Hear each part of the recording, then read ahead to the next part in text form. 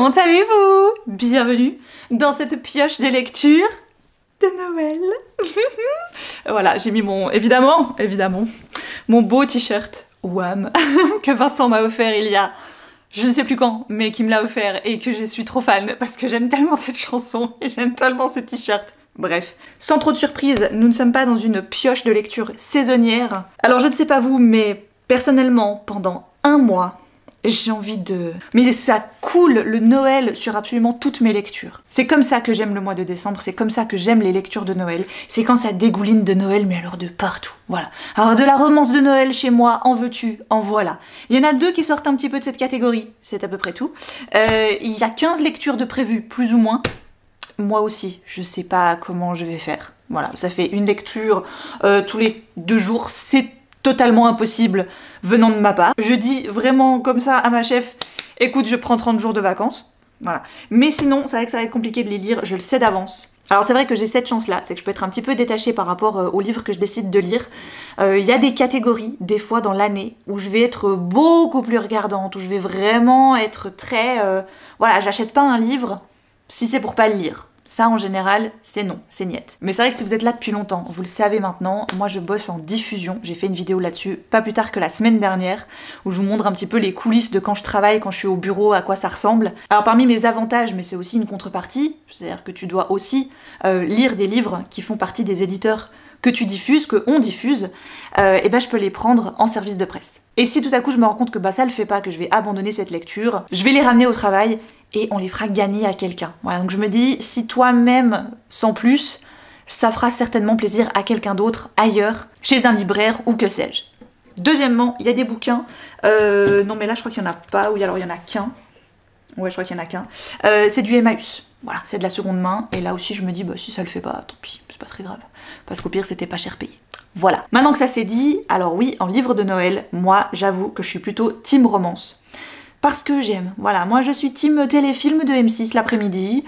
J'ai envie des trucs pleins de bons sentiments, où les gens à la fin, ils finissent heureux et ensemble. Parce que zut, hein, voilà. Et puis surtout, je sais que j'ai d'autres mois dans l'année où je vais préférer les trucs un petit peu tordu, un peu glauque, un peu noir, tout ça, voilà. Clairement, j'aime un petit peu tout, mais je sais qu'il y a des périodes dans l'année où je vais préférer certaines choses à d'autres. Voilà. Et alors, s'il y a bien un mois où je suis vachement ouverte d'esprit concernant les romances, c'est bien le mois de décembre. Mais avant de vous plonger dans cette pioche de lecture de Noël, je vous invite à vous poser confortablement, de vous allumer peut-être une petite bougie. Oui, vous voyez où je veux en venir. Merci beaucoup à la marque Ava et May. Marque, aujourd'hui, vous le savez que j'aime beaucoup de bougies et de parfums d'intérieur, qui sponsorise cette vidéo. Oh yeah! Ouh, ça sent le voyage. Vous le savez ou peut-être pas, Ava et May de base s'inspirent de destinations pour créer leurs parfums de bougies et de parfums d'intérieur. Et alors là c'est autant tu vas aller le froid, la neige, Noël, autant tu vas aller au chaud. On commence par quoi? La neige et Noël? Allez. Voici donc les 2 nouvelles bougies qui en effet proviennent d'une destination qui est totalement de saison, avec le pôle Nord.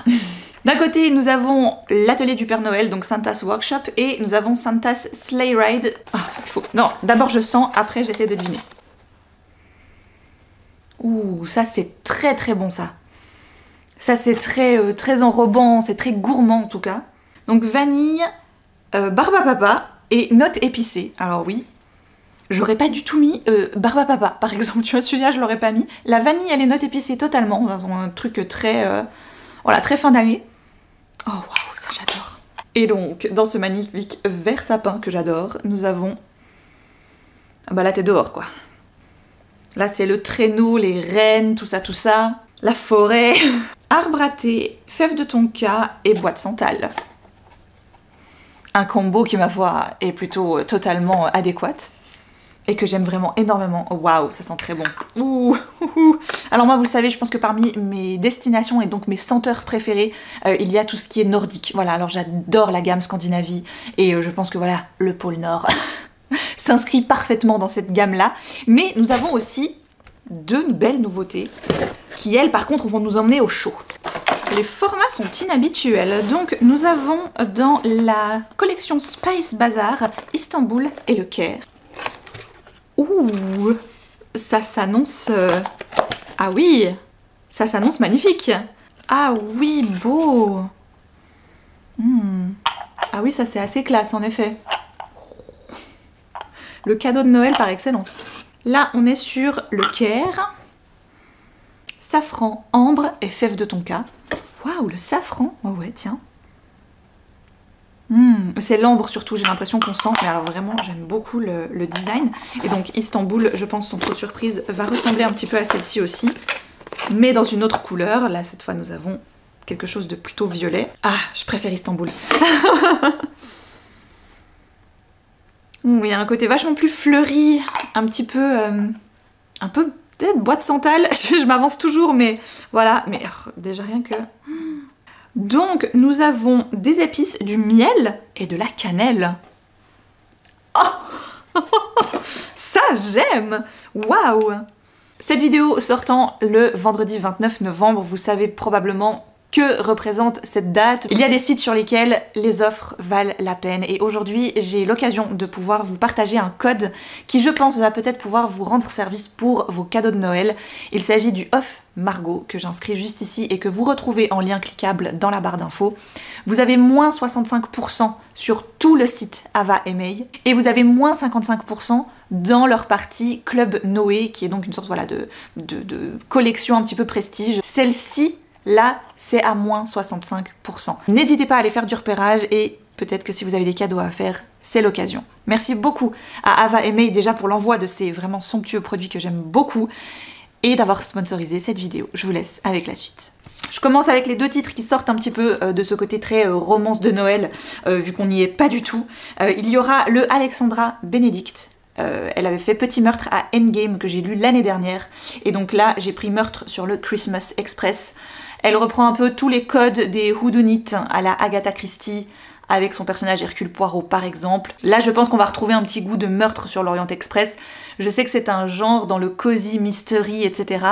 de reprendre un peu les codes de la grande Agatha Christie, qui n'était évidemment pas la seule hein, à écrire avec ce genre de code, mais qui est je pense aujourd'hui la plus reconnue dans le style.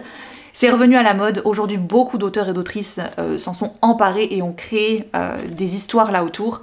Alors Alexandra Benedict dans le Petit meurtre à Endgame, que j'ai lu l'année dernière, qui lui était plus un huis clos dans une maison de famille, avec des énigmes et des personnages qui ne s'entendaient pas très bien, et qui devaient être là pour un héritage, et où tout à coup des gens commencent à disparaître et à mourir. Il y a beaucoup de gens qui ont dit ouais quand même, ouais, c'était un peu... Les ficelles, c'était un peu gros, on y va, pas par carte chemin, ok. Moi, tu sais quoi? J'ai foncé, je l'ai lu, mais comme ça, j'ai fait, je regarde pas, j'ai juste envie de passer un bon moment, et c'est tout. Il y a le nouveau qui est sorti chez Charleston, donc voilà, moi j'ai toujours un temps de retard parce que je les prends en poche, parce que déjà j'aime bien le format, et souvent j'aime bien mieux les couvertures en poche aussi, voilà, ça aide.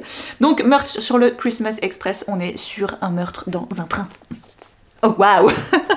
Incroyable. Et le deuxième, c'est le Anne Perry de Noël. Alors largement pas tous les Anne Perry de Noël me font envie, j'en ai lu quelques-uns, et il y en a pas beaucoup que j'ai vraiment beaucoup aimé. Mais là c'est un Noël à la campagne. Ce que j'aime bien avec Anne Perry, c'est que généralement c'est un petit côté un peu anglais, victorien, etc. Donc il y a beaucoup de neige, il y a beaucoup de faux semblants, mais en même temps il y a des codes de la société de cette époque. Alors là je sais pas du tout si ça se passe... à cette période-là, mais généralement c'est un petit peu là qu'elle situe ses histoires, enfin qu'elle situait. Elle est décédée en 2023, je savais même pas, tu vois. Ensuite, on va arriver sur des titres que vous avez déjà vus l'année passée parce que je n'avais pas eu le temps de les lire. C'est notamment le cas du Sophie Jomain, Les personnages s'éveillent sous les flocons. J'en avais lu des plutôt bons avis. Sophie Jomain et moi, c'est qui tout double. C'est soit j'adore et du coup je vais vraiment dedans, il n'y a aucun problème, mais je crois que le seul qui m'avait fait cet effet-là, et je pense que c'était aussi la façon de raconter l'histoire et le fait que c'était un calendrier de l'Avent, c'était le fameux de l'année dernière chez Ozu, un cœur pour Noël je crois, ou quelque chose comme ça. C'était une jolie histoire, vous pouviez ouvrir un chapitre par jour, et là elle en a refait un, mais j'en dis pas plus pour l'instant, je vous en reparle la semaine prochaine. Donc là, rien à voir avec un calendrier de l'Avent, on est sur une romance classique, livre classique de Sophie Jomain. Elle tient un refuge pour Rennes, et lui, il a un restaurant, et il veut proposer du Rennes à son menu de restaurant. Et donc, vu que son établissement à elle ne fonctionne plus très bien, il propose de lui racheter son élevage, sauf qu'elle, bah, elle veut pas, et tatati tatata. et tatati tatata. Le Sarah Morgan, Mariage sous les flocons, j'avais hésité l'année passée à lire celui-ci ou Le vœu secret des sœurs McBride. Finalement, j'avais lu l'autre, qui était bien, mais ça reste pas mon Sarah Morgan préféré. Donc j'espère que celui-ci cette année saura plus me séduire, parce que vraiment, j'avais adoré d'autres romans de l'autrice qui se passent souvent à Noël, mais pas que. Elle fait aussi des romans qui se passent tout à fait ailleurs. Ce que j'aime bien chez Sarah Morgan, c'est que oui, il y a une romance, oui, il y a une histoire d'amour, mais largement pas que. Généralement, il y a toute la famille, voire même les amitiés autour qui sont aussi là et qui sont aussi importantes. Et c'est ça que j'aime bien avec elle, c'est qu'elle va pas mettre l'accent uniquement sur le couple. Là, en l'occurrence, on est sur une jeune femme qui décide de se marier à Noël, sauf que la mère de la mariée n'a encore pas dit au reste de sa famille qu'elle est plus avec le père de ses enfants. Salut. Donc évidemment, c'est un joyeux bordel, et en plus, il faut organiser un mariage là-dedans. Voilà, donc ça promet. Ensuite, ces deux, je sais plus, je crois que c'est certaines d'entre vous qui me les aviez conseillé. Il y a Le bonheur dépend parfois d'un flocon, de Colleen Wright. Donc je l'ai pris parce que c'était chez Pocket, j'ai dit oh bah tiens, ça me coûte pas grand chose de le prendre, je vais le prendre. Ah, j'aime bien ce genre de choses là. Là aussi on est sur un mariage de Noël, mais pas que. On va se retrouver à l'Evergreen Inn, qui est donc une petite auberge au fin fond du Vermont. C'est Noël, les fêtes approchent, et il y a toujours un petit peu leurs petits habitués qui vont venir célébrer les fêtes là-bas. Mais il y a donc un mariage en plus, il y a une autrice à succès qui est en panne d'inspiration, il y a voilà un petit peu toutes les petites vies de tout le monde qui viennent se mêler à cette auberge. Et moi j'aime bien ça quand il y a un petit peu voilà, des gens qui ne sont pas censés être ensemble au même endroit, mais qui finalement vont partager un moment ensemble. Je trouve que le mélange en général est assez fun.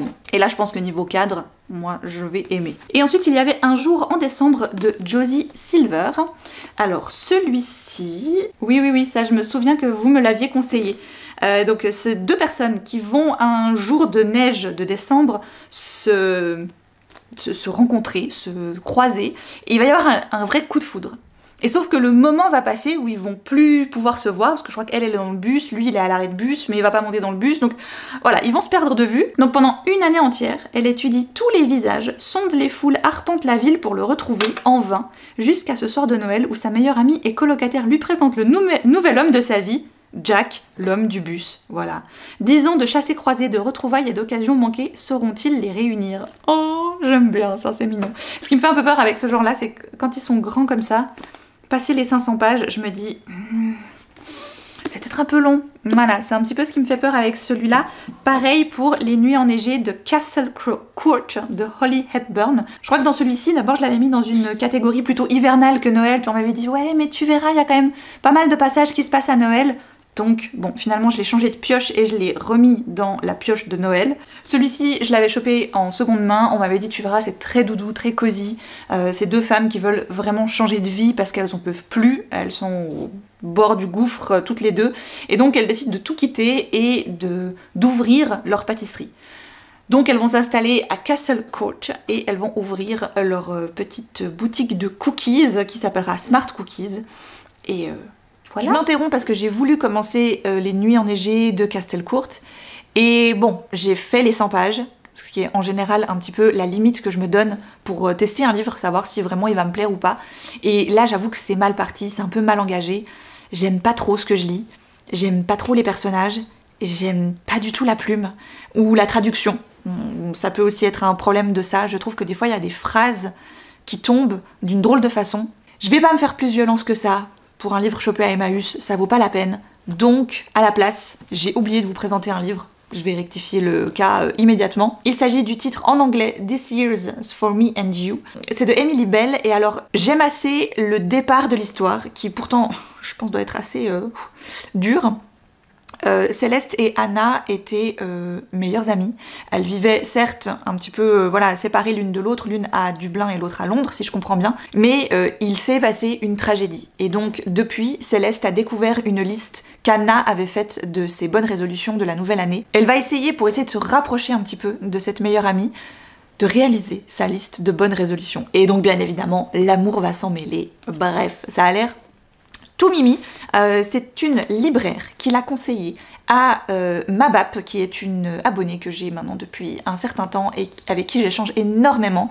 Et elle avait tenu à m'envoyer un petit cadeau, voilà, elle avait trouvé des livres qui lui faisaient penser à moi, et elle avait demandé conseil d'une chouette romance de Noël à sa libraire du coin, parce qu'elle vit en Irlande, donc voilà, je veux dire, n'est-ce pas, c'est un livre qui vient vraiment de là-bas. Et j'aime bien le fait que justement ça se passe entre Dublin et Londres, probablement un petit peu. Donc elle-même ne l'a pas lu, mais la libraire le lui avait fortement conseillé. Donc je vais échanger les deux livres et voilà, celui-ci remplacera l'autre.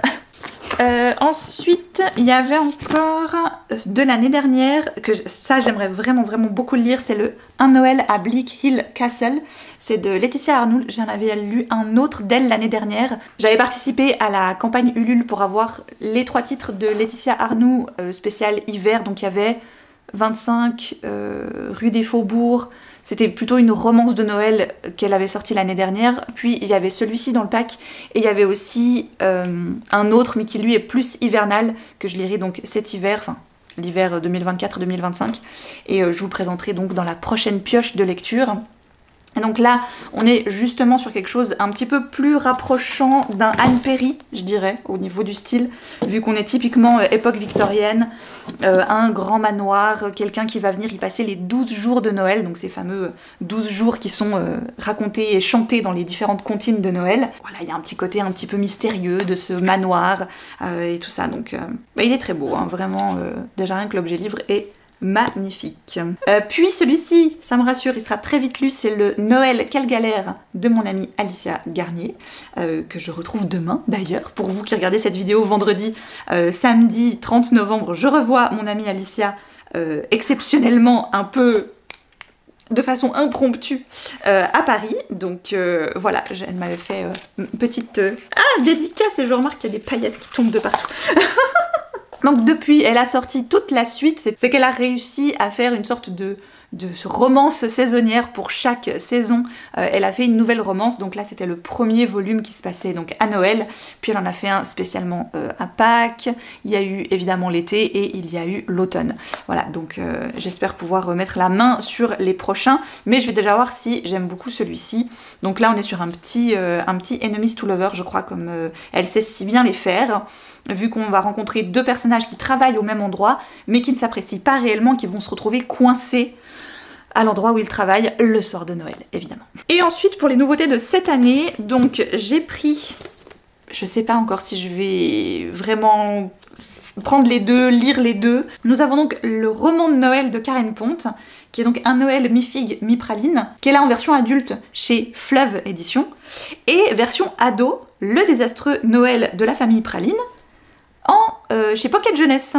Voilà, donc les deux romans se répondent, se croisent, vu que là on aura le point de vue des mamans et là on aura le point de vue des enfants. Donc le Noël précédent, les 2 sœurs de la famille Praline, Nathalie et Barbara, Nathaline et Barbara se sont grandement disputées et ne se sont plus reparlées depuis 1 an. Sauf que arrive de nouveau Noël, et quand Barbara arrive chez leur mère, elle se rend compte que cette dernière a disparu, et qu'elle ne réapparaîtra pas du moment que ses filles ne se parleront pas. Voilà, donc évidemment arrive une sorte de chasse à la grand-mère qui doit être quelque part, et du point de vue des enfants, on se rend compte donc qu'on a la même histoire, mais racontée du point de vue des enfants des 2 filles du volume adultes qui se sont disputées le Noël précédent. Donc je pense que ça peut être rigolo. Maintenant, est-ce que j'aurai vraiment, une fois que j'ai lu le adulte, lire la version ado? Je suis pas certaine, mais je me dis que je peux garder la version ado pour quand ma fille sera vraiment plus grande et qu'elle aura envie de le lire. On pourra voilà avoir un petit côté. Je trouve par contre que l'idée est très cool, que toi tu t'achètes le Karen Ponte version adulte et que tu le lises et que ton ado peut lire plus ou moins la même histoire, mais en ayant le point de vue des adolescentes de l'histoire et non pas des adultes de l'histoire. Tu peux te raconter ensuite la même histoire ensemble sans avoir lu forcément le même livre, et je trouve l'idée plutôt chouette. Voilà. Donc au cas où, au pire, je me dis ça fait un super chouette cadeau à quelqu'un. Chez Nathan, j'ai choisi de prendre ce petit quand même calendrier de l'Avent, mais qui n'est pas découpé comme un calendrier de l'Avent, c'est-à-dire que si on a envie de lire les 25 chapitres en une fois, et ben on le fait. C'est juste qu'il y a 25 chapitres à l'intérieur, c'est Bûches glacées et cœurs fondants de Anne Langlois. Et alors là, on est dans une romance de Noël, mais plutôt dans l'univers de la restauration, de la cuisine. Et évidemment, qui dit Noël dit bonne bouffe, et quoi de mieux qu'un bouquin comme ça pour aller avec Noël. 25 chapitres pour le séduire avant Noël. Bien sûr. Ah, ça j'aime bien et j'aime pas parce que je suis toujours mal à l'aise pour les personnages. C'est qu'on va rencontrer Prune qui tombe littéralement sous le charme de Lorenzo lors d'un d'un voyage, d'un trajet en covoiturage, et pour se la péter un peu, elle va s'inventer une vie de cuisinière. Sauf que elle sait à peine cuire des pâtes, évidemment, elle manque de bol, ou de casserole, ça dépend. Le restaurant où travaille Lorenzo a besoin de renfort à Noël. Et donc pour le revoir, ben, elle est un peu prête à tout, Prune, donc elle va évidemment se faire engager et s'empêtrer dans son mensonge jusqu'à ne plus pouvoir, quoi, hein, à un moment donné, je pense. La nuit où j'ai rencontré le Père Noël, alors celui-là il est très shiny, brillant, c'est de Ben Miller, et alors celui-ci c'est marrant, je l'avais fait venir, puis voilà, je l'avais laissé au bureau, ma chef me l'a emprunté, elle m'a dit « Ah bah tu sais quoi, je l'ai lu, eh ben il est super !» Je dis « Eh ben écoute... magnifique. Je pense que là on est sur un côté un peu plus jeunesse enfantin aussi, vu qu'on va rencontrer Jackson qui va tomber sur le Père Noël au beau milieu de son salon le soir du 24 décembre.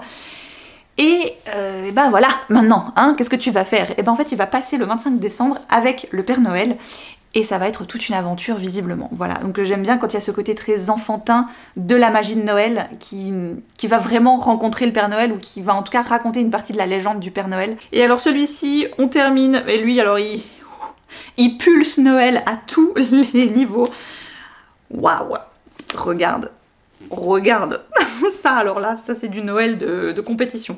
Noël à Silver Bells, c'est de Elisa Evans, c'est aux éditions Roncière. Donc on est sur quelque chose, je pense, de peut-être un petit peu spicy. Ouais, peut-être que... ouais, on verra. Je sais pas à trop quoi m'attendre, mais clairement le résumé fait tout à fait penser à ce que tu vois dans les téléfilms Hallmark Channel, etc. Vu qu'on va être dans une petite ville qui a toujours connu le café du coin, il est adorable, c'est vraiment le coin cosy où tout le monde se retrouve, et bim, évidemment un jour il y a un grand méchant qui veut venir fermer l'établissement, absolument, et ça va donner lieu à des situations un petit peu rocambolesques. Là aussi, je me dis, il est un petit peu grand peut-être pour ce pourquoi il est fait, passer 300 pages, on verra.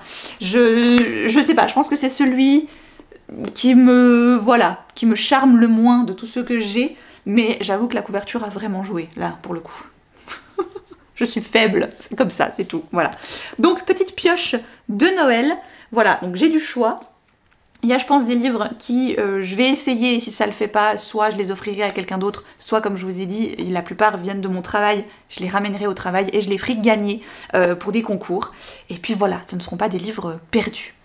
J'espère que cette pioche de Noël vous a plu, je vous retrouve très vite pour de prochaines sélections, et les bilans de fin d'année, tout ça, enfin bref.